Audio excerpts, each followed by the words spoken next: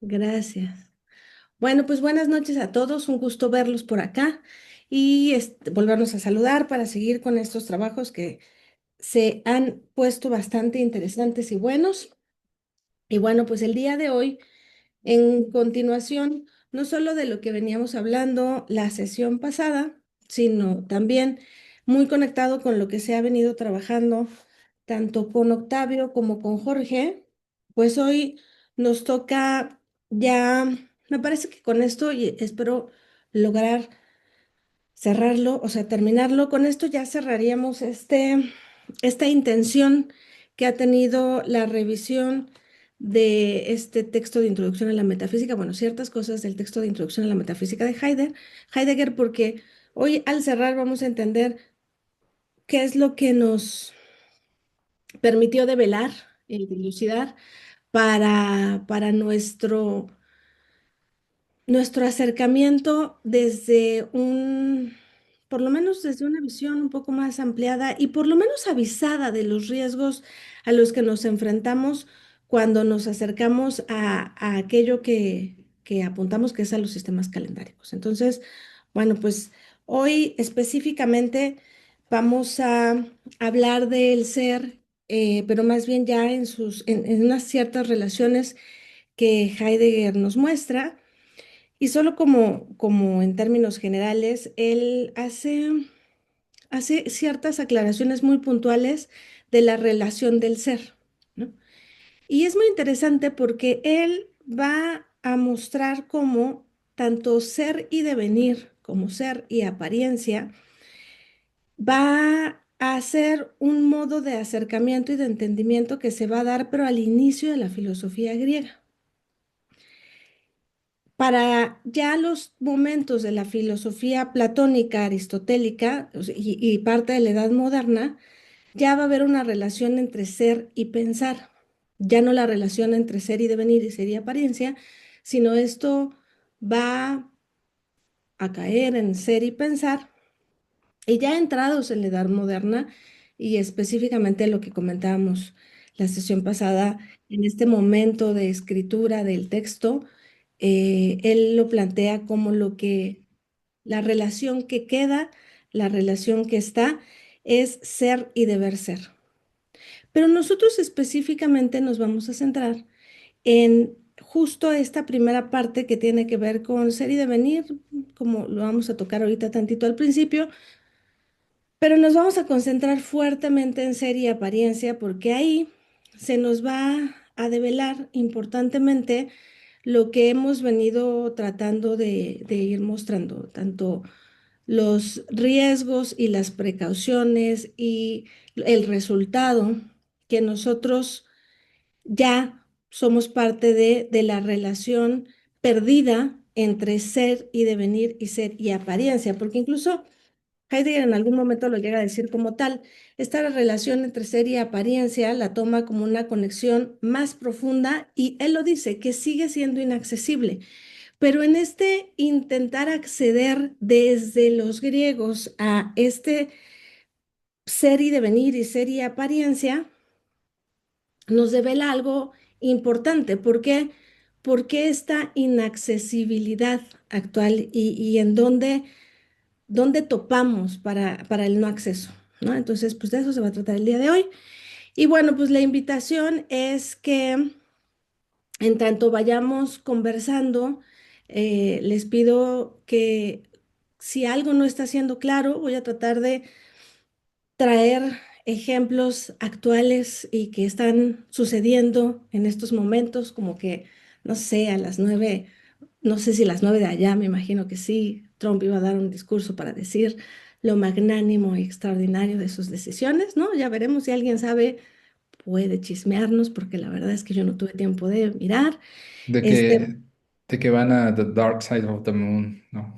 ok, sí, claro, claro, ¿no? Entonces, pues justo, vamos a tratar de aterrizarlo porque, como lo decíamos la sesión pasada, y Octavio mismo lo mencionaba, que justo estamos ahí, de cerca, en esos momentos posteriores a la guerra, en medio de la guerra, atravesando las consecuencias de la guerra y no estamos lejanos, al contrario, Hoy eso nos acerca más y nos permite tener una disposición mayor al entendimiento y a la apertura de lo que puede plantearse desde este buscar acceder a modos más originarios y el entender que al perderlos y al extraviarlos, hacia dónde hemos sido arrojados, y nos va a sonar muy familiar a dónde hemos sido arrojados. Entonces, como le decíamos, ya dando inicio, como lo decíamos la sesión pasada, el ser se delimita frente a lo otro,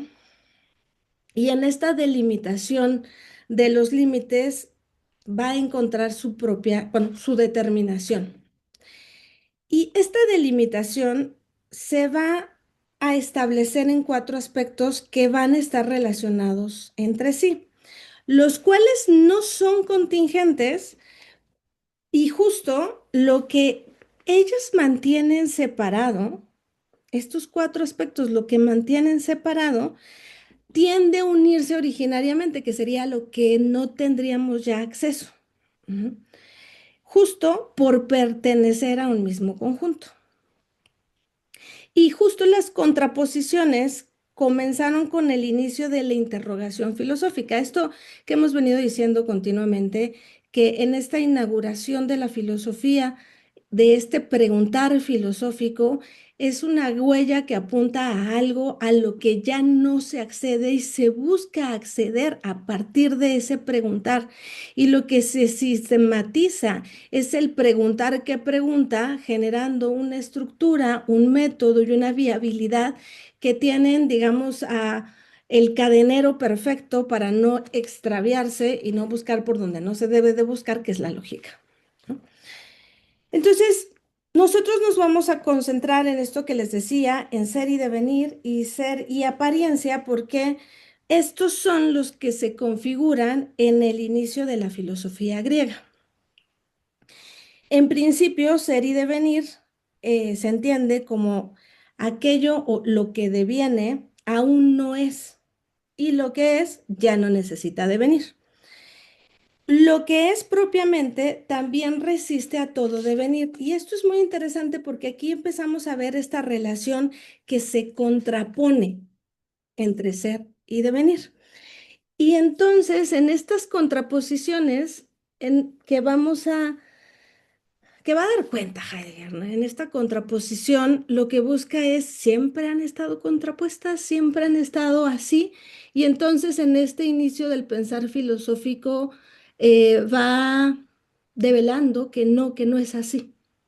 Y entonces por eso podemos ver las consecuencias e implicaciones que tiene ahora para nosotros esta contraposición, porque justamente vamos a ver cómo él trabaja a dos pensadores de este pensar griego previo al filosófico, que justo pareciera y se dice se contraponen, como Parménides y Heráclito, ¿no? Y en ese sentido se vuelve muy interesante porque vamos a ver cómo lo que Parménides apunta, lo que Parménides muestra, pues aunque nosotros lo entendemos como contrapuesto a lo que Heráclito postula, no necesariamente es así. Y vamos, solamente les voy a leer un fragmentito de un poema que se llama Poema Didáctico de Parménides, justo por lo que nos va a permitir empezar a abrir. Dice el fragmento del poema: solo queda el relato del camino. ¿Qué pasa con el ser? En este hay mucho que enseña. Cómo ser sin nacer y sin perecer, completo allí, lo mismo que en sí mismo, sin estremecimientos y sin necesidad de ser terminado. No fue tampoco antes, ni será después, porque como presente es a la vez único, unificador, unido, juntándose en sí mismo desde sí mismo, consistente, lleno de presencia. Este poema lo vamos a estar retomando porque justo, Vale, perdón. ¿Lo puedes leer otra vez, por favor? sí, sí, sí, va de nuevo. Gracias. Le estoy quitando Es de Heidegger, Eh, ¿verdad? sí, este es Parménides, pero le estoy quitando los paréntesis de Heidegger porque la verdad es que estorban. Entonces solo estoy dejando el fragmento propio de Parménides. Les leo nuevamente. Solo queda el relato del camino. ¿Qué pasa con el ser? En este hay mucho que enseña. Cómo ser sin nacer y sin perecer. Completo allí, lo mismo que en sí mismo, sin estremecimientos y sin necesidad de ser terminado. No fue tampoco antes, ni será después, porque como presente es a la vez único, unificador, unido, juntándose en sí mismo desde sí mismo. Es una cosa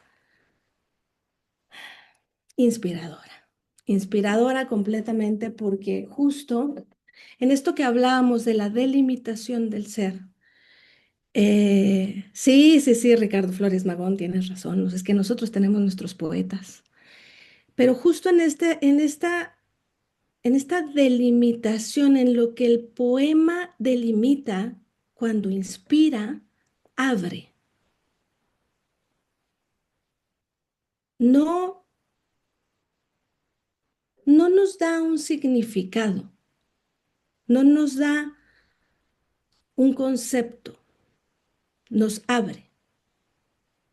Y en ese abrir nos muestra. Y en ese mostrar permite, inspira, amplía, nos pone de frente al horizonte. Por eso este fragmento, y es bien bonito que se llama poema didáctico, porque lo es. Nos habla del ser, lo que nos muestra, lo que nos enseña. Pero este ser sin nacer y sin perecer, completo, ahí mismo, presente, lo único, lo unificador, lo unido, juntándose en sí mismo. Y fíjense cómo pareciera que esto se contrapone con algo simple que Heráclito postula. Dice Heidegger de este poema. El ser se muestra a este decir como la propia solidez de lo estable, conjuntada en sí misma, no afectada por la inquietud y el cambio. Y entonces justo por eso en Parménides más bien pone esta estabilidad del ser. De Heráclito supuestamente procede la afirmación, todo fluye.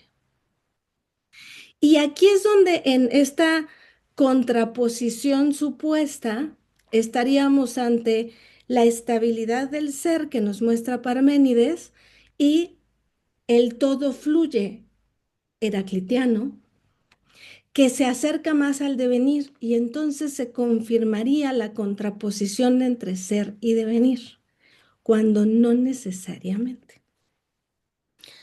La oposición de ser y devenir, donde un filósofo dice A, otro dice B y viceversa.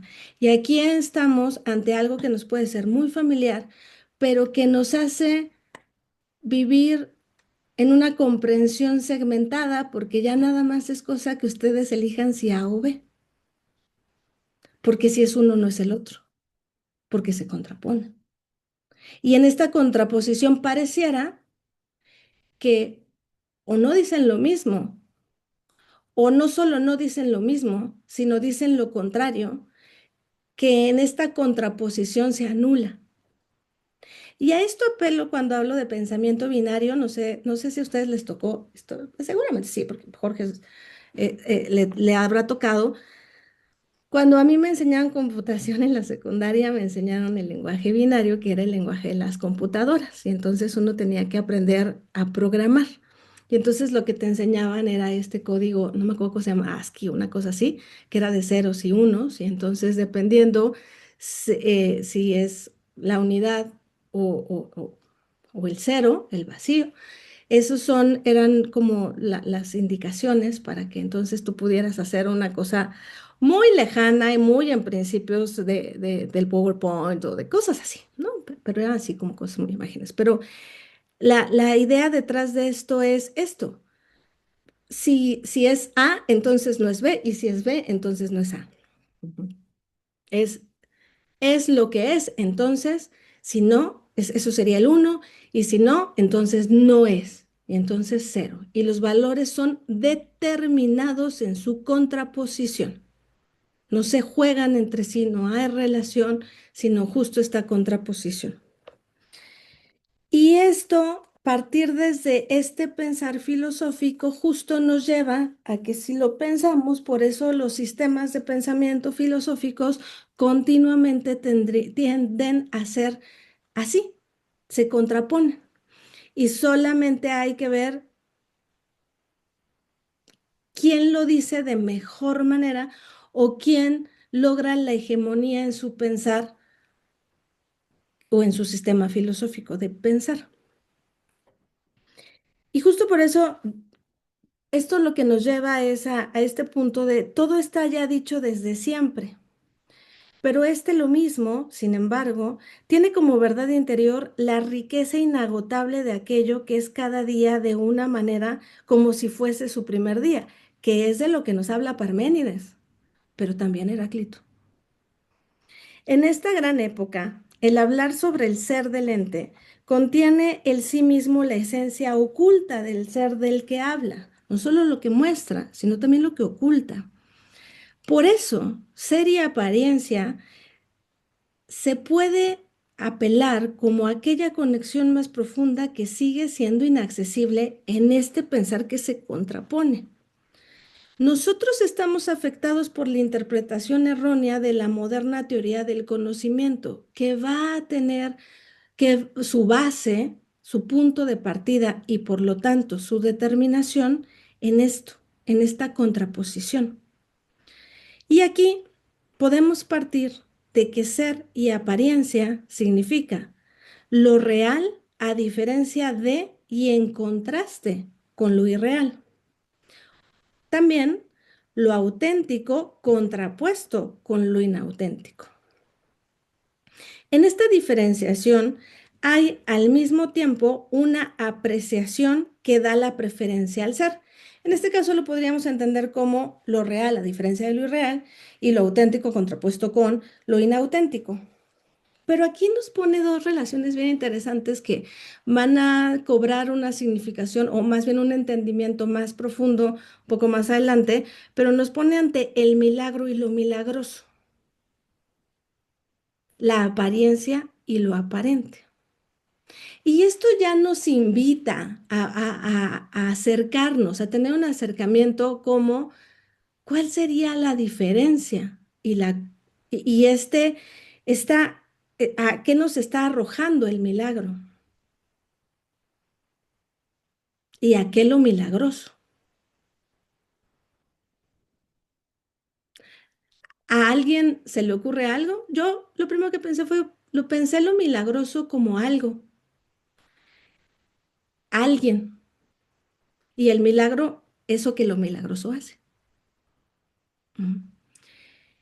Y en ese irlo pensando, digo, si a alguien se le ocurre algo más, bienvenido, puede abrir sus micrófonos o escribir.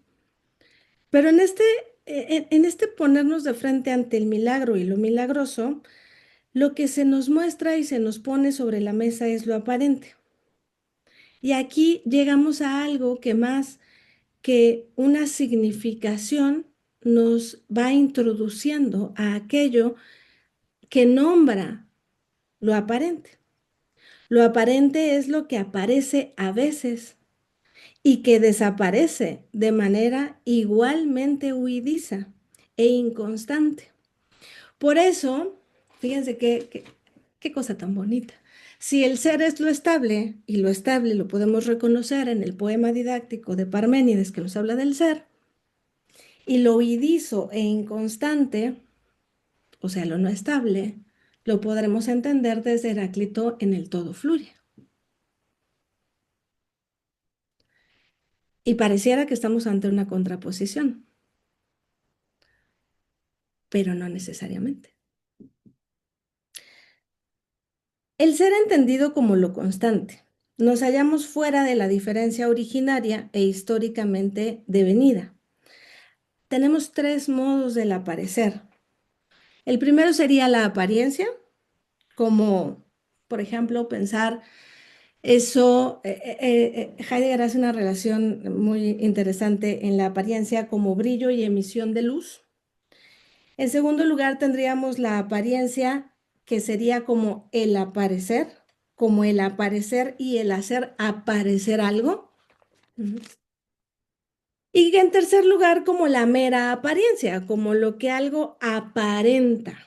Ujú. Entonces, estos serían como estos tres modos de la apariencia. Y por eso Heidegger nos dice, la esencia del parecer reside en el aparecer. Es el mostrarse, el presentarse, el estar delante, en el orden de prioridad y ser constatable a lo hallable. Y si a esto le sumamos esta parte de huidiza y solo a veces, entonces justo ya nos empezamos a acercar a aquello que la apariencia y el ser pueden tener en relación. La conexión interna entre ser y apariencia. Por ejemplo, decir la luna brilla. Quiere decir que extiende su brillo o cierta luz. También significa que está en el cielo, está presente, es. Las estrellas brillan. En tanto brillan, están presentes, aparecen. La fisis, el imperar que se manifiesta y permanece, es en sí mismo también el brillo del aparecer. El estar en sí mismo para los griegos no significa otra cosa que el estar aquí, el estar a la luz. Ser significa aparecer. El ser es esencialmente en tanto aparece. Vislumbrar la conexión que es originaria y griega, la cual tuvo consecuencias peculiares para el espíritu de Occidente. Y ahí es donde entra nuestro interés mayor. Podemos entonces plantear que el ser es esencialmente fisis, que el imperar que se manifiesta es el aparecer y que el aparecer da lugar a la aparición. El ser, el aparecer, da lugar a la salida del ocultamiento. En cuanto el ente es como tal, se pone y está al descubierto. Y a esto, este es un modo de la verdad que se puede nombrar desde lo que los griegos llamaban aletheia, el estar al descubierto, el descubrir, el develar, el sacar a la luz. La conexión esencial única entre fisis y aletheia, los griegos pueden decir, el ente es verdadero en tanto ente, lo verdadero es como tal un ente. Esto significaría que lo que impera y se muestra como tal está al descubierto, y lo descubierto como tal encuentra su estabilidad al mostrarse.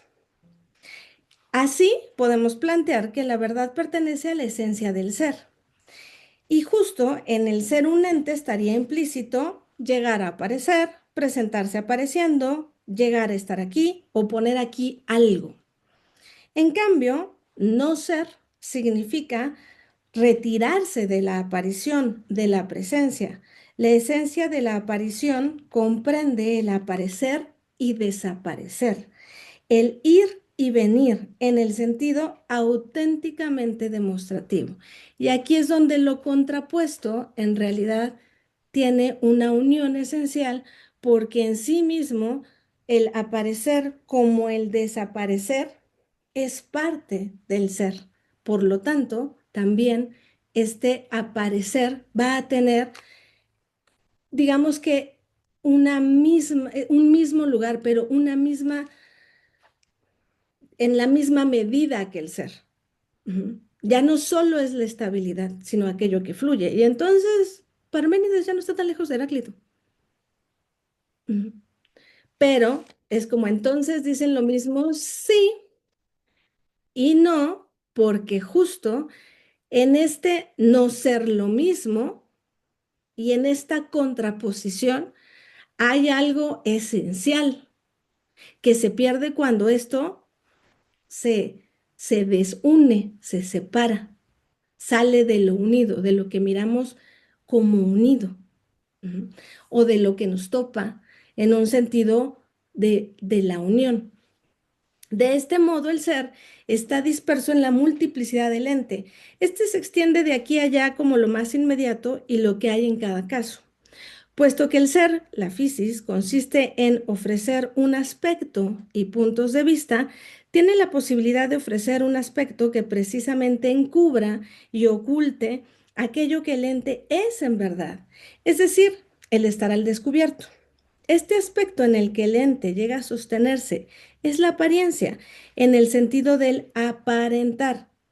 Donde el ente se halla al descubierto, allí cabe la posibilidad de la apariencia. Donde se encuentra el ser, está la posibilidad de la apariencia.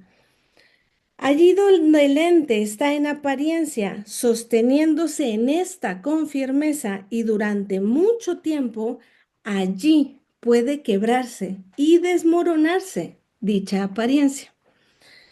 Y nos ponemos de frente ante un ejemplo que nos va a dar posibilidades de mirar esa estabilidad y ese mostrarse huidizo que podríamos ver en la apariencia.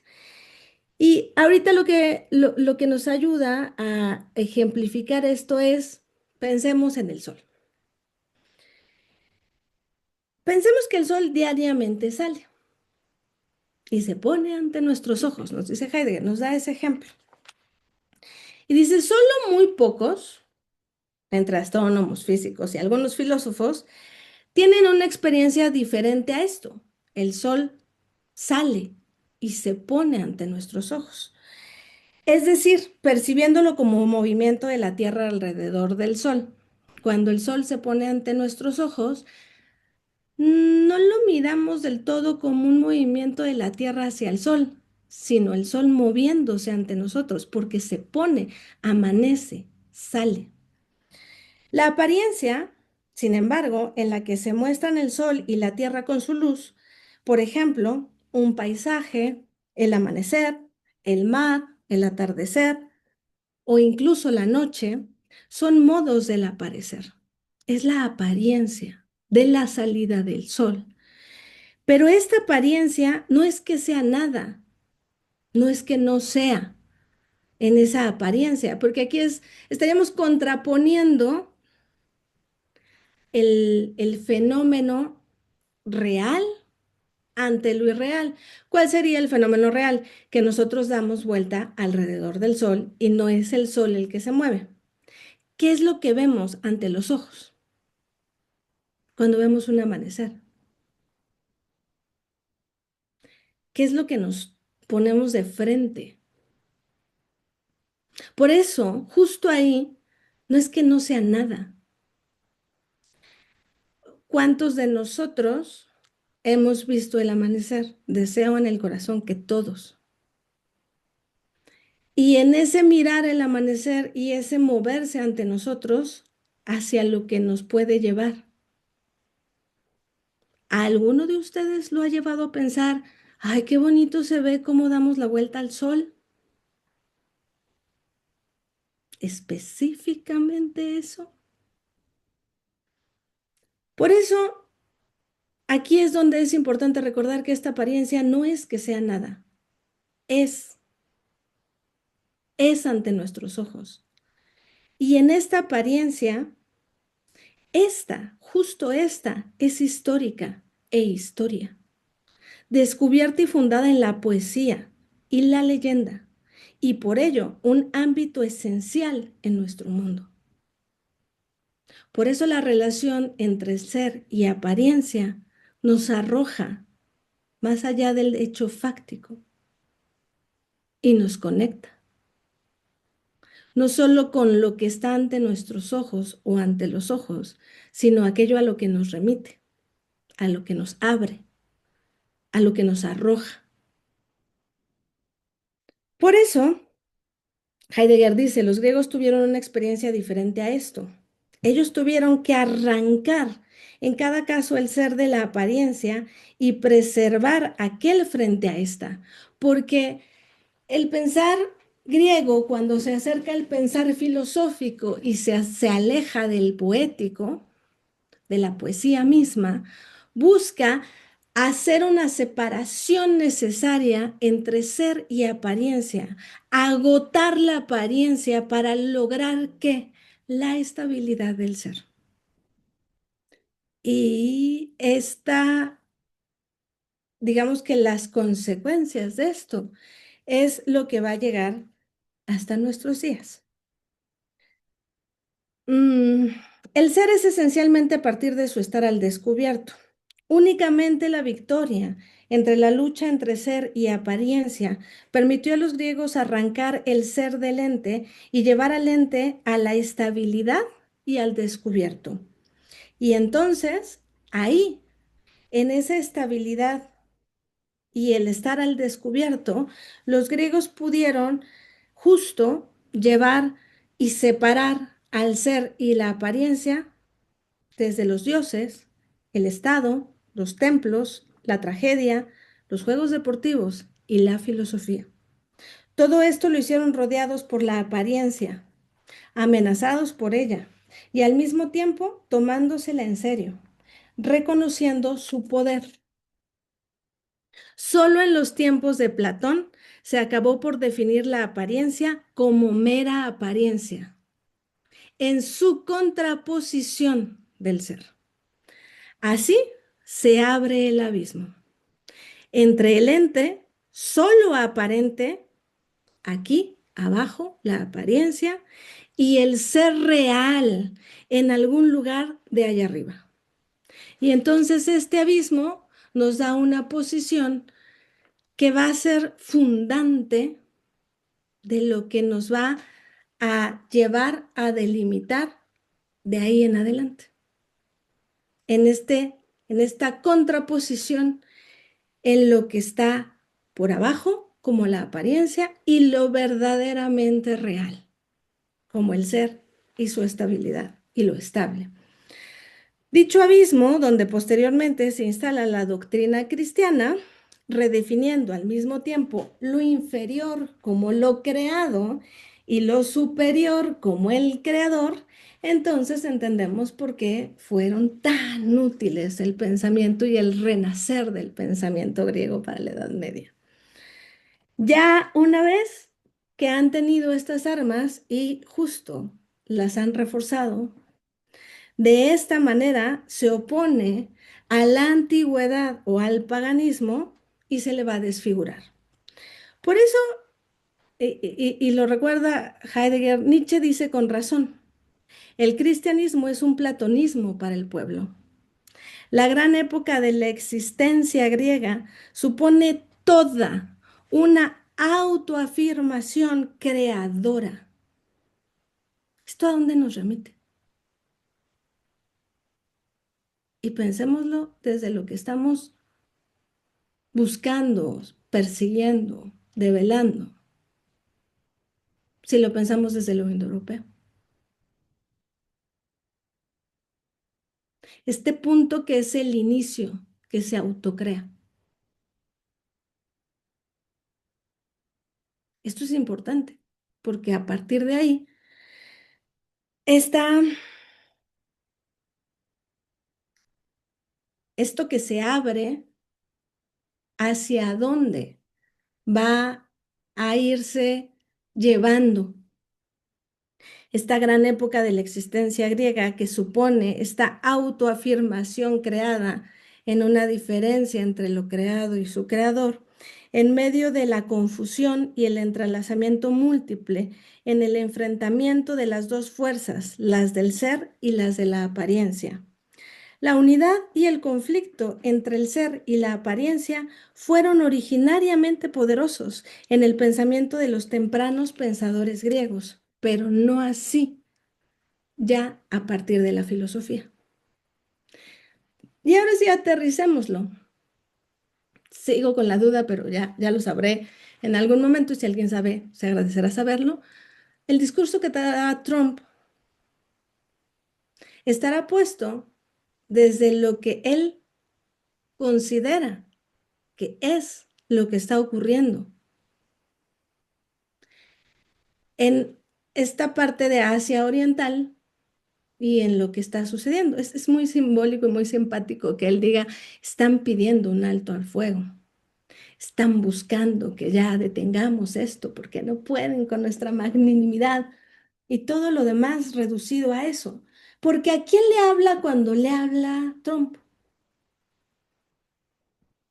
De la misma manera de a quién le habla Netanyahu cuando habla en inglés o a quién le habla Netanyahu cuando habla en hebreo. Porque no dice lo mismo, dice diferente, dice cosas diferentes, porque le habla a pueblos diferentes. Porque cuando habla en inglés, le habla a aquellos a los que se dirigen estos discursos, tanto el de él como el de Trump, al pueblo estadounidense, que es el que está llevando en sí mismo todo lo que conlleva lo que hoy está pasando. Pero cuando se habla en hebreo desde Netanyahu, le habla, perdón, al pueblo elegido. Y en esta autoafirmación que determina, por eso es tan importante la autoafirmación del origen. Y es muy simbólico y muy importante que claramente en toda esta búsqueda que está dando, dando pauta a Heidegger, se acerca a lo que él considera el recurso más adecuado, porque es el más cercano, porque es el más puro, porque es el que más atiende a la ciencia, a la esencia, que es el griego, porque está cercano al alemán. Y en esa búsqueda de la esencia y de la pureza de esa esencia, entendemos con mayor claridad hacia dónde va a ser arrojado y el resultado de esto. Pero al mismo tiempo podemos entender por qué perdón, lo voy a decir mal, el no poder acceder a aquello que está velado, a aquello que no mira en contraposición, que es el pensar griego antes de la filosofía.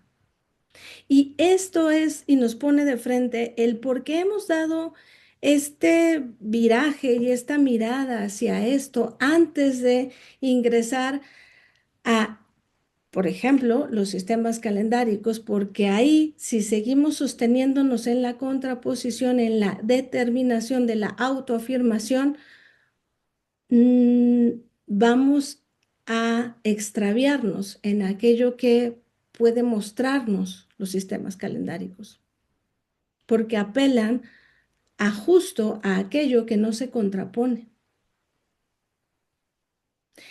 Y ahí, en el ser humano, justo Heidegger dice, ahí en el hombre cuya pasión fundamental se atreve a avanzar hasta el último extremo con mayor ferocidad, la pasión del desvelamiento del ser, es decir, la lucha por el ser mismo. Ahí es donde se encuentran los tempranos pensadores griegos. Por eso dice, se necesita establecer nuevamente una relación fundamental, constituida y verdaderamente construida con el ser del ente en su totalidad, porque la relación que nosotros, los contemporáneos, tenemos con todo lo que significa ser, verdad y apariencia, hace mucho tiempo que es tan confusa y sin fondo y desapasionada. Cuando esclarecemos la esencia lo llegamos a hablar, esto que hablábamos del infinitivo, se hablaba también en Heidegger lo trabaja el infinitivo y habla de estas palabras que representan una eclipsis, que es un declinar, una caída. Y lo retoma ahora porque justo en este parecer se puede ver una variante del ser, en lo mismo que en el caer. Esa variante que cae, esa variante que declina, pero que es una variante que apunta a lo mismo que apunta al ser. Pero en esa variante, en esa apariencia, eso es lo que permite algo que si lo separas no puede ser entendido.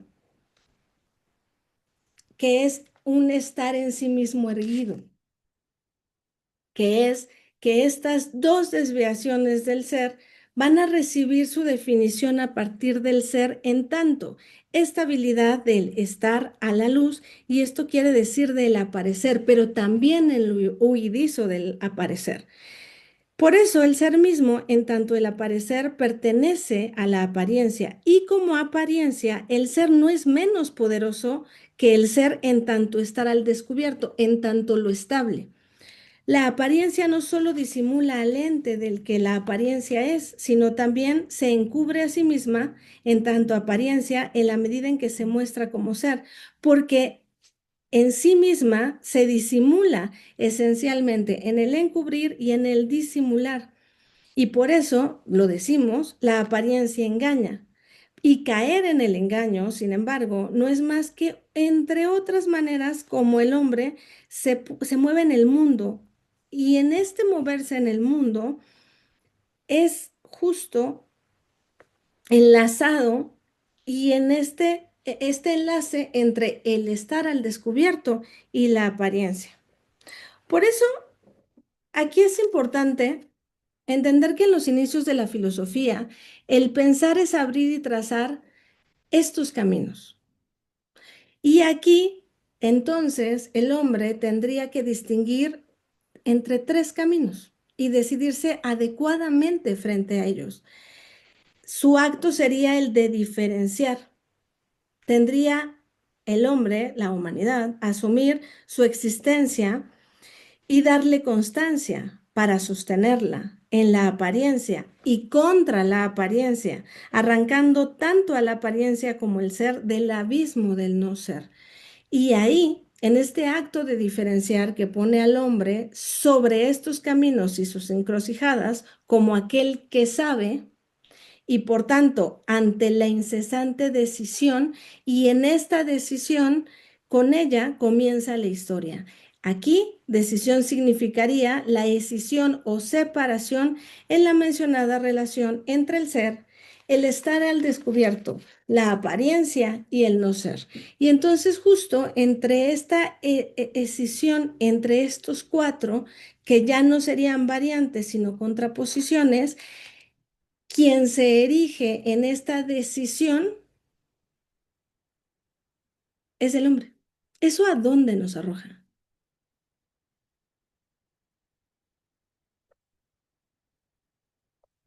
Porque nos arroja lo que estamos hoy. Todo depende de aquello que sea la base de la delimitación del ser de la que hablábamos la sesión pasada. Pero ¿qué tal si en este entender entre el ser, el estar al descubierto, la apariencia y el no ser, podemos acercarnos a esto que es inaccesible de los pensadores griegos previos a la filosofía? Entonces no habría una separación que se contrapone y no estaría en el hombre esa decisión únicamente, pero sí en esto que avisa y que avisora Heidegger, en el justo el agotamiento de la apariencia en ella y contra ella. Y si este agotamiento de los modos del aparentar que en sí mismos engendran el ocultamiento, pero también engendran el desocultamiento, dándose por completo a la totalidad, esa totalidad embriagante, esa totalidad que se extravía, pero que al mismo tiempo puede dar a luz al acontecimiento que da lugar, es el lugar de habitación del colectivo, del pueblo. Entonces, ya apuntamos hacia otro lado. Y es bien curioso porque a la figura que vamos a entrar es a la figura del poeta, que va a tener una relación directísima con el pueblo e imposible de separar. Por eso la anotación que Ricardo Flores Magón nos hace es muy pertinente, porque cada pueblo que tiene en su poeta la permanencia y el resguardo de la vitalidad de aquello que conjunta a eso en donde el pueblo puede morar, garantiza la permanencia. Garantiza al mismo tiempo la permanencia, la estabilidad de la permanencia y lo huidizo de la apariencia, lo que se muestra solo a veces y que puede permanecer tanto al descubierto como en el ocultamiento, pero trasciende.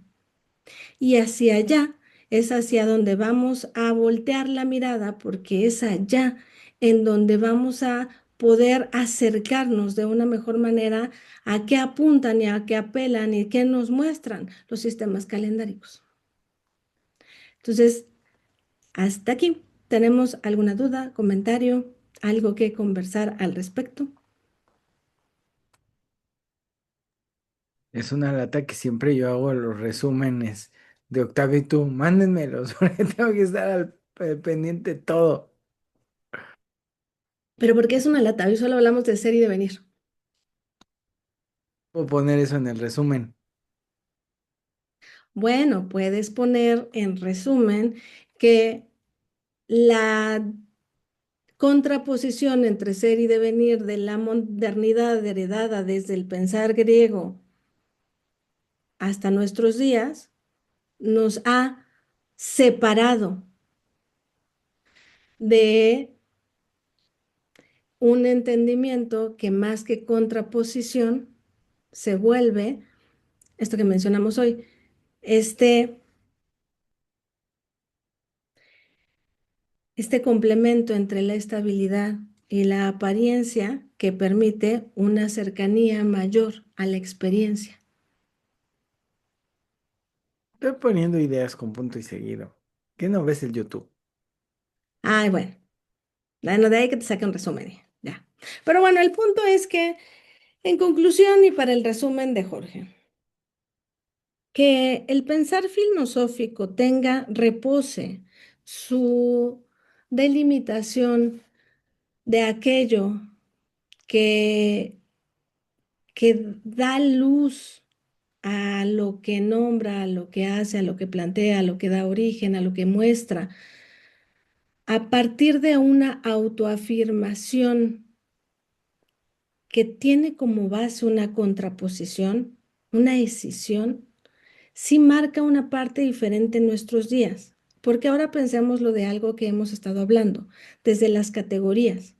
Porque una categoría lo que nos hace es que nos delimita y si te sales de la categoría, en automático te vas hacia otra, pareciera que no hay salida.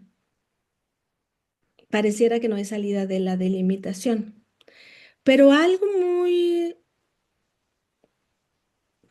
esencial de lo humano es que a partir de que se encuentra con algo que lo delimita, va a buscar una salida, una expansión de esa delimitación. Y por eso muchas veces cuando queremos nombrar algo, nos es complicado hacer una delimitación, por ejemplo, en una palabra, porque muchas veces se queda corto. Los acontecimientos ante los que estamos viviendo hoy tienen mucho que ver con esto, porque al final es un apuntar, es muy significativo que esto que se abre a partir de esta autoafirmación sea lo que le da la pauta, por ejemplo, al cristianismo, pero sí al pensar religioso que se autoafirma en sus dogmas.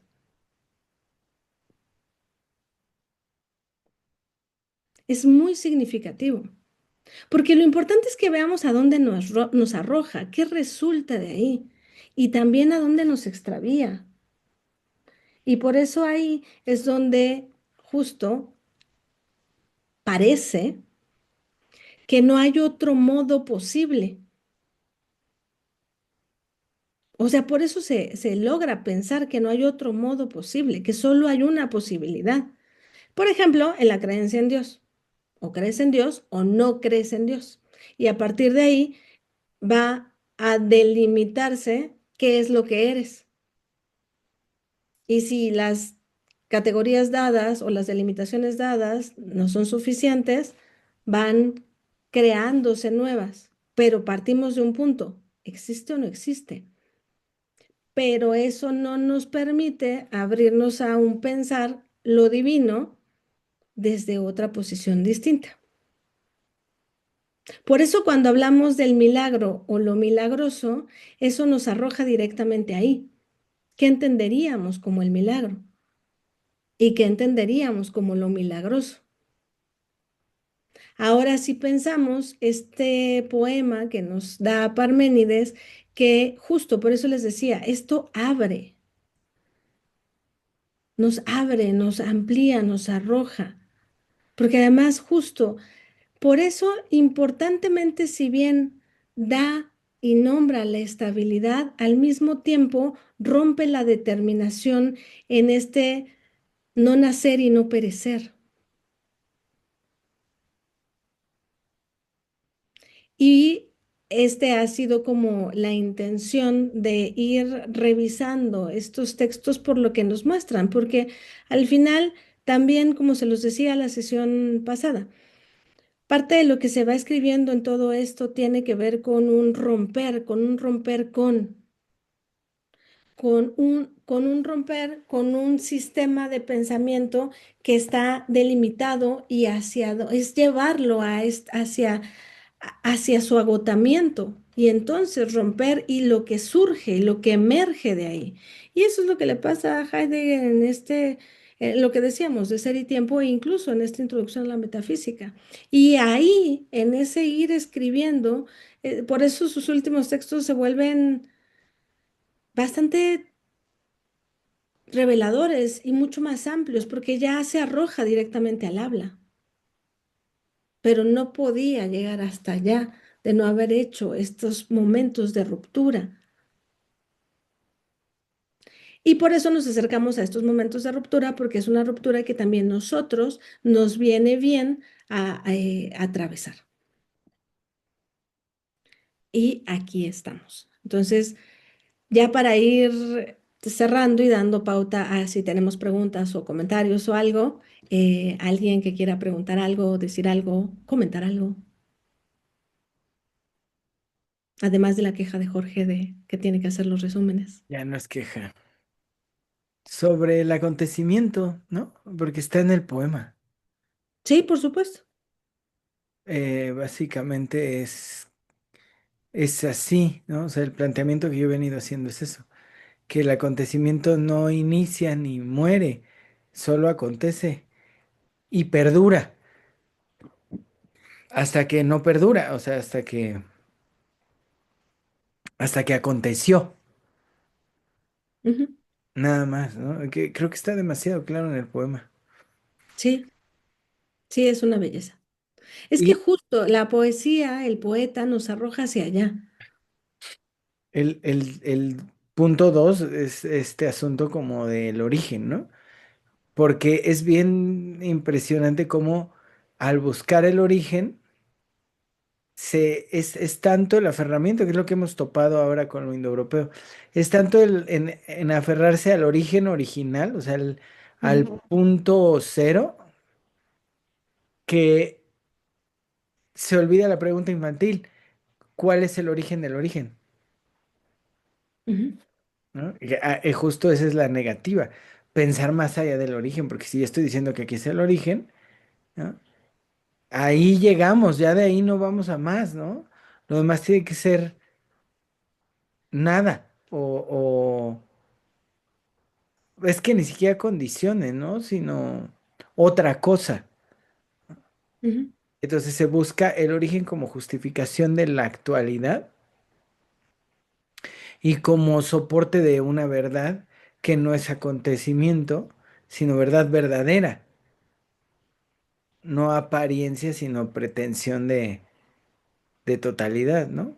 Claro, pretensión justo de verdad absoluta. Por eso llegamos a los totalitarismos, a los fascismos. Terminamos siendo arrojados ahí. Y por eso esta invitación es justo a que la apariencia nos permite salir de en ese agotamiento, de eso que se nos muestra como lo totalitario, como lo verdadero.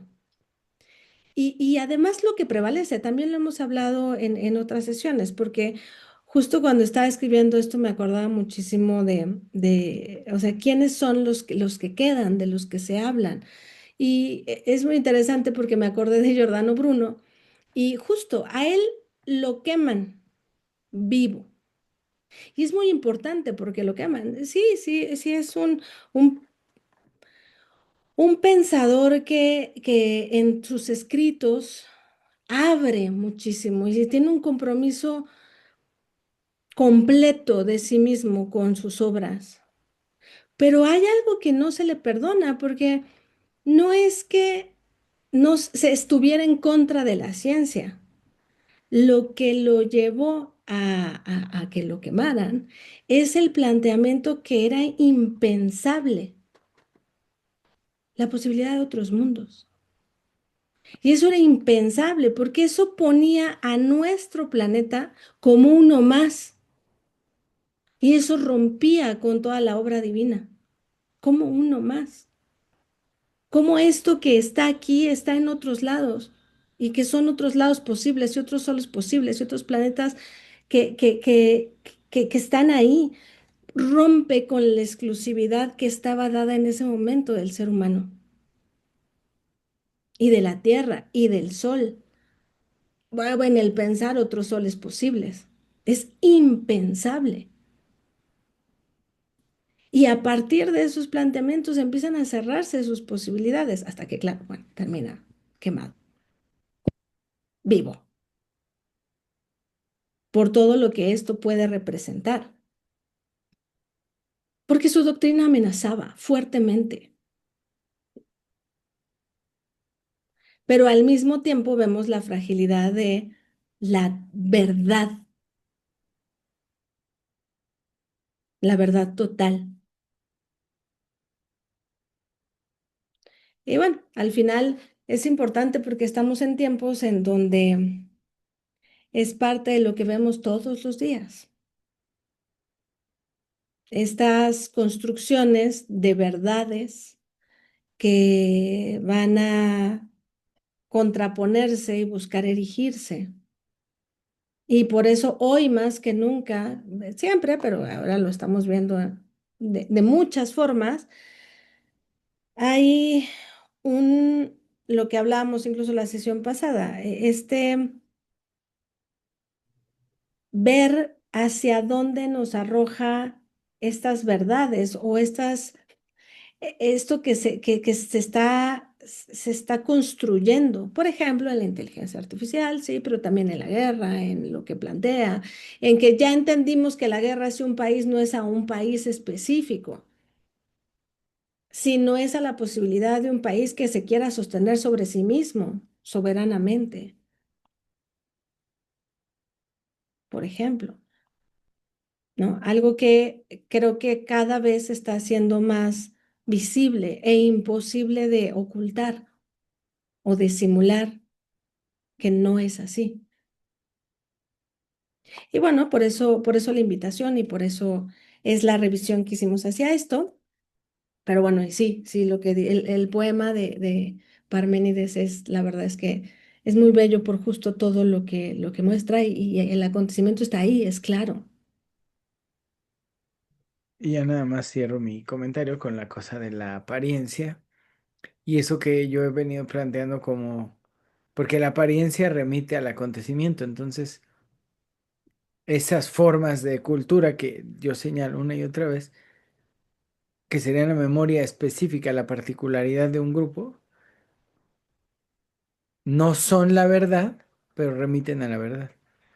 Ujú. O sea, Hasta eso que justo en la apariencia busca ocultar. En todo, por eso el agotamiento de estos modos nos abre camino. Y finalmente es mucho de lo que de pronto estamos haciendo aquí en el seminario.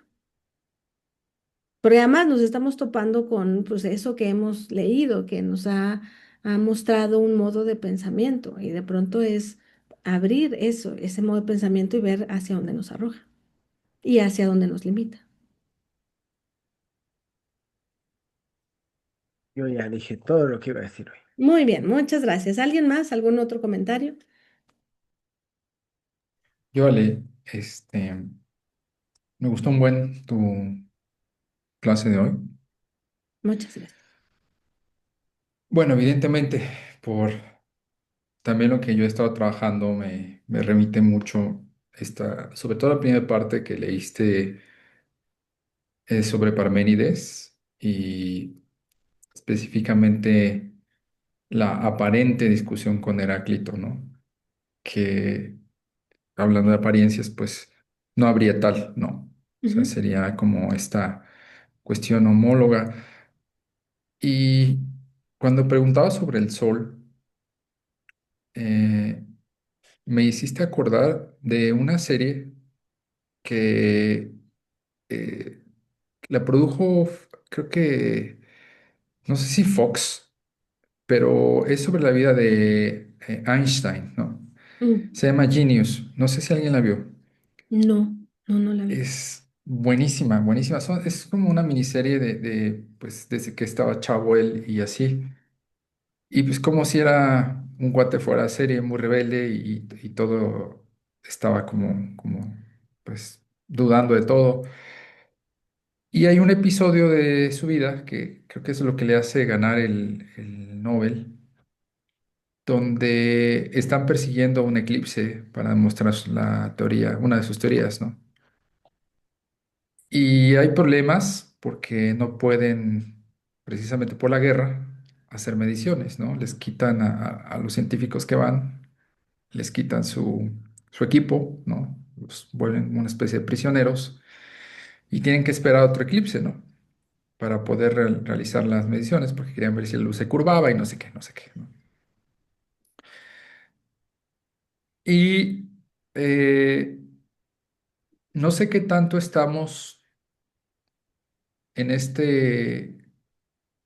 como en este pasaje que Heidegger describe de haber arrancado a la apariencia, ¿no? El ser, ¿no? Ujú, No sé, no sé en qué punto estamos ahora, porque eh, parte del discurso científico ortodoxo, pues de alguna manera intenta colgarse de ahí, ¿no?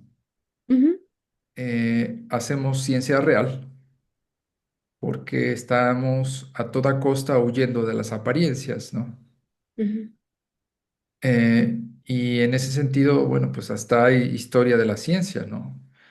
Y en la historia de la ciencia no hay ni la más mínima intención de quienes han hecho historia de la ciencia de hablar del acontecimiento, ¿no? De hablar de todo aquello que está originando o estuvo originando este movimiento del arrancar el ser de la apariencia, ¿no?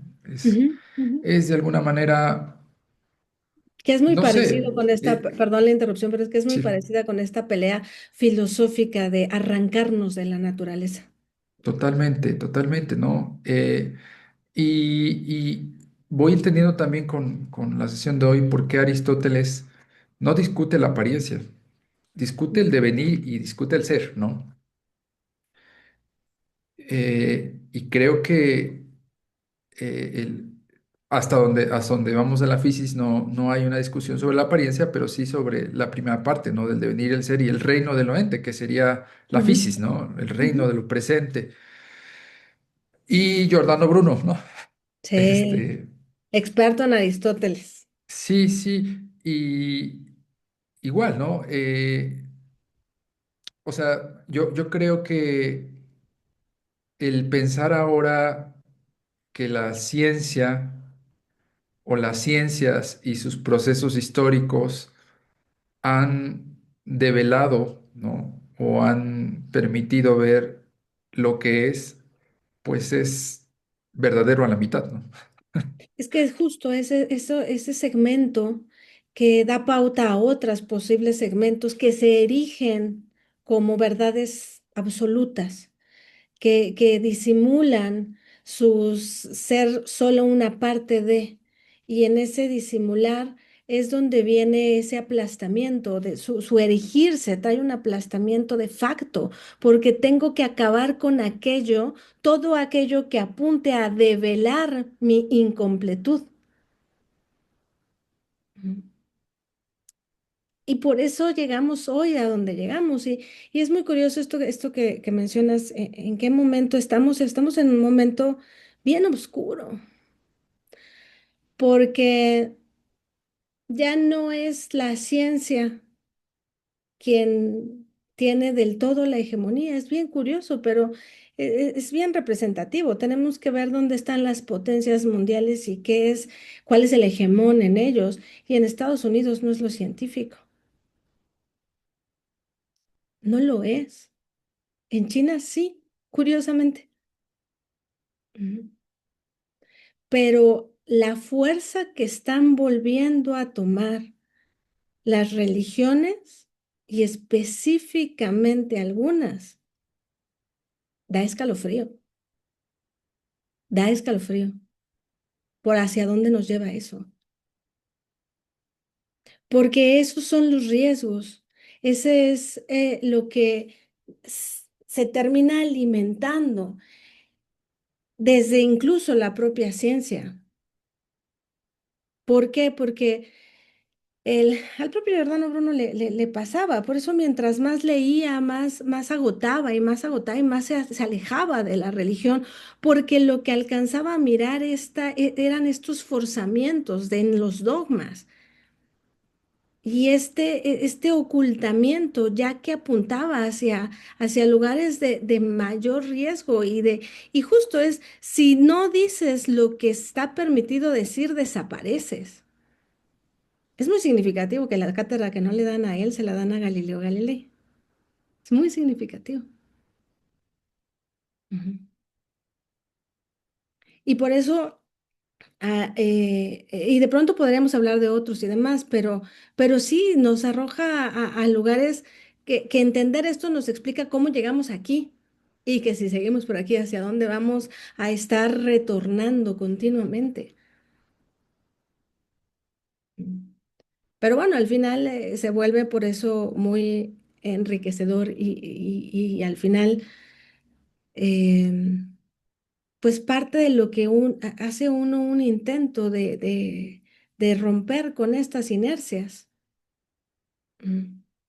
Y bueno, esa es la intención, tanto en el seminario que inicia Jorge contigo y demás, y bueno, esta introducción que en un principio sonaba forzada de los sistemas calendáricos, pero porque nos arroja a este punto otro donde se puede mirar y se puede atender y se puede apelar desde una completud que atiende a algo que le da el giro completo, el colectivo, que permite la trascendencia, que permite la cuenta más allá de la finitud. Y bueno, pues ya iremos viendo como hacia dónde nos va llevando. Pero bueno, sí, la verdad es que esto fue algo, yo lo disfruté bastante. Fue bastante lindo el ir volviendo a recorrer estos caminos, porque al final pareciera que no, pero sí te abre y te da luz en aquello que haces y en lo que te mueves y en lo que te piensas, ya desde una posición distinta. No salimos de Occidente, no salimos de las categorías, pero ya no quedamos en ese encierro ni en esa única posibilidad, pero sí podemos ver los riesgos porque los tenemos encarnados, pero ahora ya podemos mirarlos y entenderlos. Y bueno, pero bueno, muchas gracias, Octavio. ¿Alguien más? ¿Algún otro comentario antes de despedirnos y decirnos bonita noche y que todos descansemos? ¿No? Bueno, pues entonces, pues muchas gracias. Fue un placer estar hoy con ustedes. Que tengan una muy linda noche, descansen y en la siguiente sesión, creo que no hay sesión. los anuncios parroquiales. Ajá, La próxima es de descanso ok, y en 2 semanas retomo yo. súper. Ya saben, mi intención cada semana es terminar el Kurgan 4, pero pues se avanza lo que se avanza y nomás no acabo. Serán las 3 de abril y luego ya voy a tener tiempo de avanzar más porque ya es mayo y ya estoy de vacaciones. Entonces, nos vemos descansamos la próxima, nos vemos la siguiente y pues vámonos a dormir. Bueno, no, yo no, yo tengo consultas todavía, pero vámonos a descansar los que vayan a descansar. Casba lejos. Sí, yo voy Sí. lejos. Buenas noches a todos. De Buenas verdad, noches, qué Gas. gusto verte seguido por acá, qué emoción me da. Y bueno, todos ya saben que me da gusto verlos, pero Manuel es el que menos viene, por eso lo Sí, qué felicito. gusto. Cuídense mucho, nos vemos la próxima semana. Cenen rico, nosotros comimos pizza de masa madre, por eso estoy orgulloso. Qué Buenas rico. noches. Bye bye. Bye. Buenas Gracias, noches, descansen. gracias. Hasta Bye. luego. Todos, Descansen bye todos. Bye. bye. Un abrazo.